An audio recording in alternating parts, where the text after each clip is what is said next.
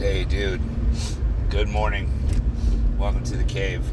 And my goatee is a little shorter. It's more of a beard. It was looking pretty scraggly. I'd let it grow for, I don't know, dude, maybe about 6-7 months. And it just looked kind of crusty. Dude, I had to start over. Kind of like in life, I had to start over. Who's to say when that is, and what it is that drove you to that point? But you gotta assess the reality and not search for the fantasy. Like a lot of the new generation I see, they want to get rich quick scheme, and it doesn't always work that way. You have to provide some kind of redeemable service. You have to offer some kind of value, in some way. Learn a skill, learn a trade, something that makes you different than other people, that makes you special. Because not everyone's special. Quit this bullshit of participation trophy type society, dude. Because that's not how it goes.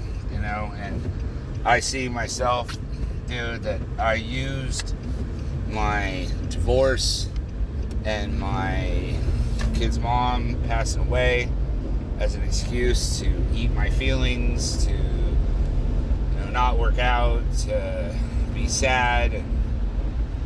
And it really makes me realize that the only person that suffers is myself and my kid. Because dude, if I'm sad and don't have what it takes to give him the proper instruction, then who's going to struggle later on in life? Him.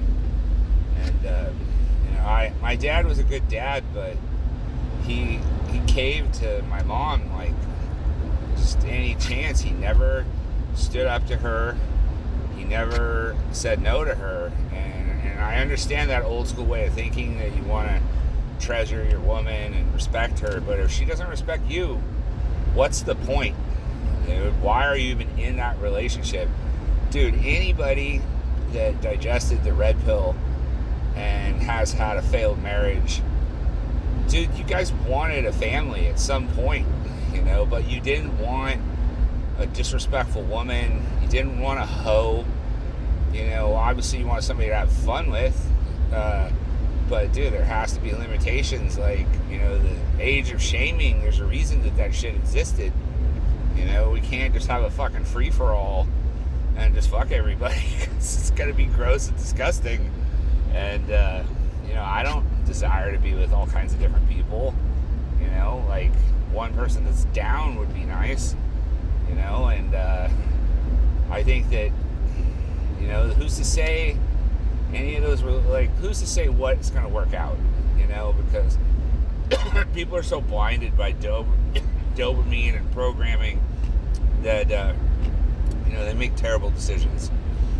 And it's sad, because after you go through hardship, then you realize that I don't really want somebody who wants money all the time and puts all kinds of value on money. Like, spiritual depth to me is far more greater. And having a family would, that's what I wanted. And anybody who has been married is in the exact same boat. They wanted a family, And I mean, I have one now with me and my kid, but it's not the textbook. It's a broken home. And I ventured into the danger zone. According to all this, I've been seeing somebody that I've known forever, and that's a scary concept to me, because there's no certainty. You understand the way the nature goes. You realize that, yeah, man, like Patrice O'Neal said years ago, you got to be ready to take the L. Could come today, could come 30 years from now. There's always that possibility.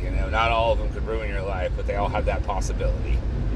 And sometimes after you've had a bunch of disappointments, you realize that you do want that interaction, but not at the willingness of your freedom, because somebody who's controlling, dude, your shit ain't special, dude. It's not the Willy Wonka golden ticket. Yeah, it can be fun, but not at the expense of you giving up who you are. So I would like to say, in the age of division, I would like to say that people should come together, just not with the wrong people. And it's a pretty damn important decision, and a lot of people make that very hastily when they're riding the dopamine train. So I'm just saying, be careful, do your research, ask the right questions, make it worthwhile. So hey, take care, God bless.